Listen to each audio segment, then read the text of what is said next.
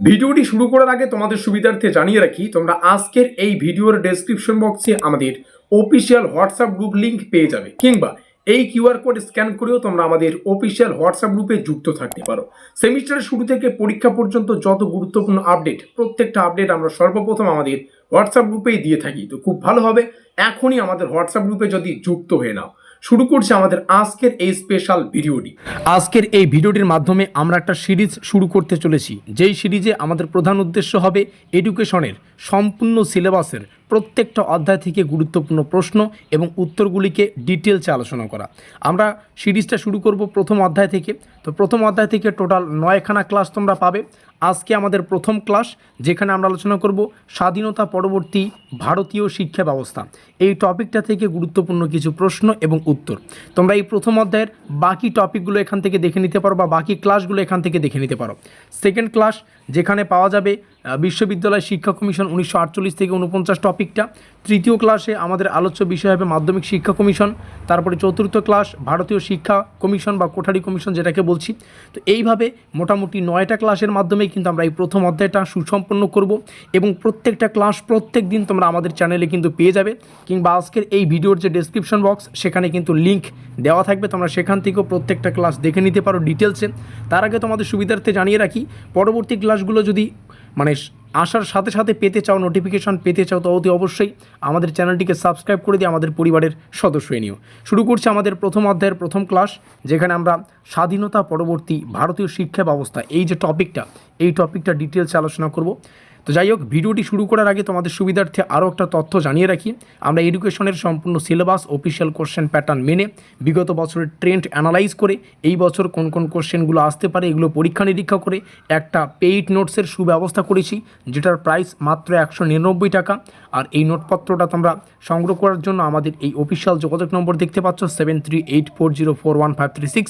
এই নম্বরে যোগাযোগ করে এই সম্পূর্ণ সিলেবাস থেকে সুগঠিত আমাদের যে নোটপত্র সেটা সংগ্রহ করে তোমরা তোমাদের প্রস্তুতিটা নিতে পারো। তো যাই হোক, শুরু করছে আমাদের আজকের ক্লাস। পরবর্তী ক্লাসের যে টাইটেল সেগুলো দেখে নিতে পারো। পরবর্তী ক্লাস খুব দ্রুত তোমাদের সামনে আনার চেষ্টা করব। আমাদের আজকের স্বাধীনতা পরবর্তী ভারতীয় শিক্ষা ব্যবস্থা, 1947 সালে যখন ভারত স্বাধীন হয়, তারপরে স্বাধীনতার পরের যা আমাদের ভারতের শিক্ষা ব্যবস্থা, সেই শিক্ষা ব্যবস্থায় কী কী রয়েছে এবং কোন কোন টপিকগুলো আমাদের জানা উচিত প্রথম অধ্যায়ের প্রথম ক্লাসে, সেগুলো আমরা ডিটেলসে আলোচনা করব। ভারত স্বাধীনতা লাভ করে 1947 সালে। যদিও কিছু কনসেপ্ট তোমরা জানো, এটা বেসিক একটা কনসেপ্ট যেটা সবাই জানে। আর আমরা যেহেতু একদম জিরো থেকে প্রো লেভেল পর্যন্ত বিস্তারিত বিষয়গুলো আলোচনা করব, তার জন্য প্রত্যেকটা টপিক তোমরা এখানে পেয়ে যাবে। আমাদের পরীক্ষা এমসিকিউ টাইপের হবে। আমরা এখানে 4টা অপশন রাখছি না, আমরা শুধুমাত্র তথ্যগুলোকে আলোচনা করব, যাতে করে একবার একটা লাইন পড়লেই তোমরা তোমাদের মাথায় কনসেপ্টটাকে বা তথ্যটাকে সেভ করে রাখতে পারো। তবে আমাদের পেইড নোটসে কিন্তু প্রত্যেকটা প্রশ্ন এমসিকিউ উইথ অ্যান্সার সহকারে আছে। অবশ্যই নিচে দেওয়া যোগাযোগ নম্বরে যোগাযোগ করে নোটপত্র সংগ্রহ করবে। তাহলে ভারত স্বাধীন হয়ে গেল 1947 সালে। স্বাধীনতা পরবর্তী ভারতের শিক্ষা ব্যবস্থার পুনর্গঠনের জন্য বিভিন্ন শিক্ষা কমিশন গঠন করা হলো। এটা 1948 সালে করা হয়। ভারত স্বাধীনতা যখন লাভ করে তার 1 বছর পরে ভারতের জনগণ মনে করেন যে শিক্ষা ব্যবস্থায় যখন উন্নতি করতে হবে, তো বেশ কিছু আমাদের কমিশন বা শিক্ষা কমিশন গঠন করা প্রয়োজন। তারপরে স্বাধীনতা পরবর্তী ভারতের প্রথম শিক্ষা কমিশন গঠন করা হয়, যেটা হচ্ছে ইউনিভার্সিটি এডুকেশন কমিশন 1948 থেকে 49, যার সময়কাল। আর ইউনিভার্সিটি এডুকেশন কমিশনটাকে বাংলায় বলতে গেলে বিশ্ববিদ্যালয় শিক্ষা কমিশন বলা হয়। তাহলে প্রথম ভারত স্বাধীন হয় 1947 সালে। প্রথম যেটা আমাদের শিক্ষা কমিশন আসে সেটা হচ্ছে ইউনিভার্সিটি এডুকেশন কমিশন 1948 থেকে 49, ঠিক আছে।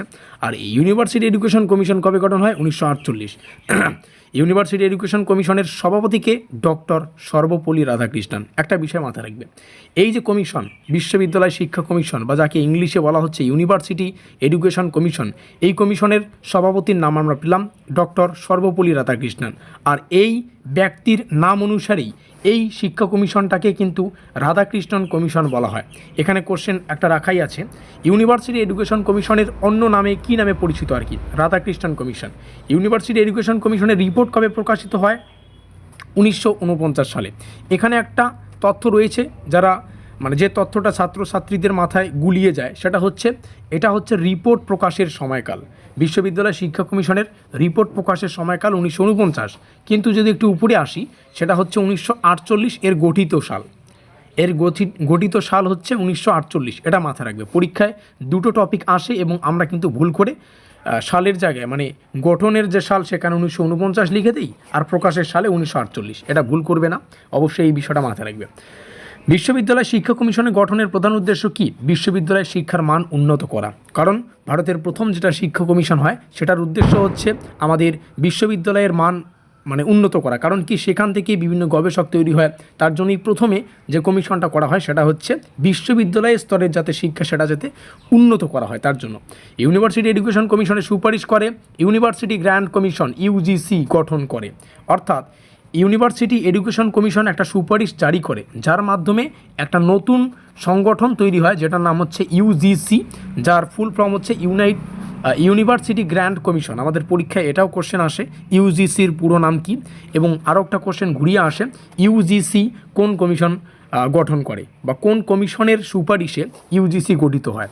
ঠিক এভাবে কিন্তু পরীক্ষায় কোশ্চেনগুলো আসবে। এরপরে দ্বিতীয় যেটা শিক্ষা কমিশন গঠন করা হয় সেটা হচ্ছে মাধ্যমিক শিক্ষা কমিশন। তো তোমরা দেখতেই পাচ্ছ 10 নম্বর কোশ্চেনে মাধ্যমিক শিক্ষা কমিশন শুরু হয়েছে, এবং আমরা যদি একটু উপরে আসি সেটা হচ্ছে আমাদের 3 নম্বর কোশ্চেনে ইউনিভার্সিটি এডুকেশন কমিশন মানে বিশ্ববিদ্যালয় শিক্ষা কমিশন শুরু হয়েছে। এবং আমরা যদি আমাদের ক্লাস ডিটেলসে আসি, তো ক্লাস ডিটেলসে এলে কিন্তু আমরা সেকেন্ড ক্লাস সেখানেই কিন্তু বিশ্ববিদ্যালয় শিক্ষা কমিশন পাবো। তার মানে কি, একটা ক্লাস এক্সট্রা পাবে যেখানে শুধুমাত্র এই বিশ্ববিদ্যালয় শিক্ষা কমিশন থেকে যা যাবতীয় তথ্য পড়তে হবে সেটা পাবে। আরও একটা ক্লাস এমন পাবে 3 নম্বর ক্লাসটা, যেখানে শুধুমাত্র মাধ্যমিক শিক্ষা কমিশন আলোচনা করা হবে। আরও একটা ক্লাস এমন পাবে যেখানে ভারতীয় শিক্ষা কমিশন আলোচনা করা হবে। তার মানে কি, আজকের ক্লাসটা প্রথম অধ্যায়ের একটা ওভারভিউ, এবং পরবর্তী ক্লাসগুলো প্রথম অধ্যায়ের প্রত্যেকটা টপিকের ডিটেলসে আলোচনা। ঠিক আছে? তো 10 নম্বর কোশ্চেনে ছিলাম মাধ্যমিক শিক্ষার উন্নয়নের জন্য গঠিত করা হয় সেকেন্ডারি এডুকেশন কমিশন 1952 থেকে 53। এবার একটা বিষয় বোঝো, কারণ এতক্ষণ যেটা আমরা পড়ছিলাম ইউনিভার্সিটি এডুকেশন কমিশন, সেটার উদ্দেশ্য ছিল কলেজ লাইফ মানে হায়ার এডুকেশন মানে আমাদের বিশ্ববিদ্যালয়ের শিক্ষার মান উন্নত করা। কিন্তু যখন মাধ্যমিক কমিশন আসে, মাধ্যমিক শিক্ষা কমিশন, সেটা হচ্ছে সেকেন্ডারি এডুকেশন কমিশন মানে মধ্যশিক্ষা পর্ষদের যে সুগঠিত বা মধ্যশিক্ষা পর্ষদকে উন্নত করা। Is that clear? এটা মাথায় রাখবেন। সেকেন্ডারি এডুকেশন কমিশন কবে গঠিত হয়? 1952 সালে। সেকেন্ডারি এডুকেশন কমিশনের সভাপতি ডক্টর লক্ষণস্বামী মুদালিয়ার। আর এর নাম অনুযায়ী সেকেন্ডারি এডুকেশন কমিশন বা মাধ্যমিক শিক্ষা কমিশন যেটাকে আমরা বলছি সেটাকে কিন্তু ডিএস কোঠারিতে চলে গেলাম, দুঃখিত। সেকেন্ডারি এডুকেশন কমিশনের সভাপতি লক্ষণস্বামী মুদালিয়ার, আর তার নাম অনুসারে এই কমিশনকে অপর নামে ডাকা হয় মুদালিয়ার কমিশন নামে। ভারতের সমগ্র শিক্ষা ব্যবস্থার সংস্কারের জন্য গঠিত কমিশন হচ্ছে ইন্ডিয়ান এডুকেশন কমিশন 1964 থেকে 66। ঠিক আছে? আর ইন্ডিয়ান এডুকেশন কমিশনটাকে আমরা ইংলিশে হয়তো এখানে বলছি, কিন্তু বাংলায় যারা জানো না তোমাদের সুবিধার্থে জানিয়ে রাখি, ইন্ডিয়ান এডুকেশন কমিশনটাকেই বাংলায় বলা হচ্ছে আমাদের Kothari commission. Is that clear?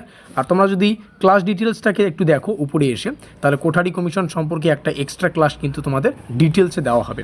তো এখানে জাস্ট আংশিকভাবে জেনে রাখো, পরবর্তী ক্লাসগুলো তো আছেই, তাই না? তো কোঠারি কমিশন কবে গঠিত হয়? 1964 সালে। আর এটাকে কোঠারি কমিশন মানে ইন্ডিয়ান এডুকেশন কমিশন মেন মানে প্রধান নাম যেটা। ঠিক আছে?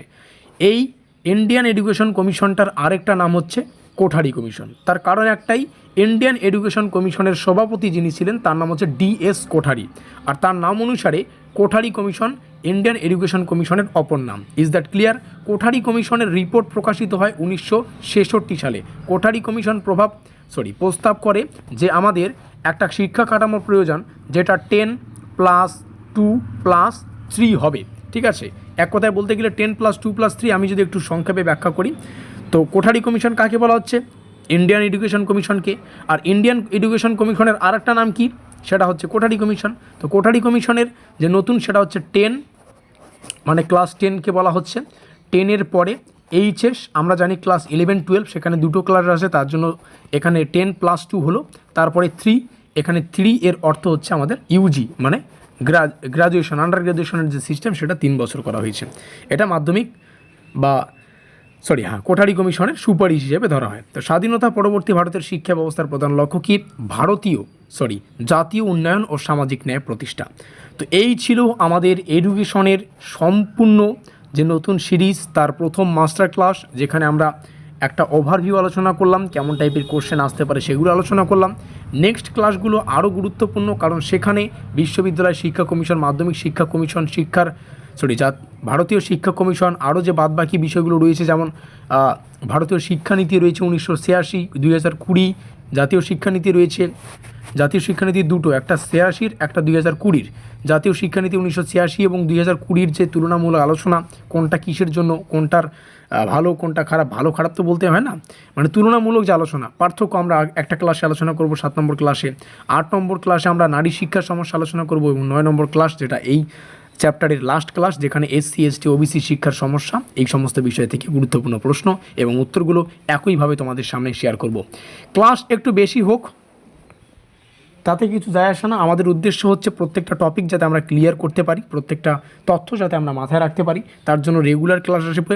আর 9খানা ক্লাস আমরা খুব দ্রুত আলোচনা করব। কেউ যদি আমাদের পরীক্ষা নিরীক্ষা করে তৈরি করা ব্রহ্মাস্ত্র নোটপত্র সংগ্রহ করতে চাও, মাত্র 199 টাকায়, যেখানে ফুল সিলেবাস ক্লিয়ার করা হবে, মাত্র 199 টাকায়। এই রইল আমাদের অফিসিয়াল যোগাযোগ নম্বর, এখানে যোগাযোগ করে নোটপত্রের জন্য যোগাযোগ করতে পারো। পেমেন্ট করার 1 মিনিটের মধ্যেই নোটপত্র পেয়ে যাবে। যাবতীয় তথ্য তোমাদের যদি কোনো লাগে এখানে যোগাযোগ করতে পারবে। আবার বলছি, আমরা যে নোটপত্রটা তৈরি করেছি সেটা বিভিন্ন পরীক্ষা নিরীক্ষা করে, বিগত বছরের ট্রেন্ড অ্যানালাইজ করে, আমাদের official syllabus, official question pattern মেনে এই নোটপত্রটা তৈরি করা। আমি চাই এই মাত্র সামান্য কিছু পারিশ্রমিক পে করে এই নোটপত্রটা তোমরা সংগ্রহ করো। দেখা হচ্ছে আমাদের পরবর্তী ক্লাসে।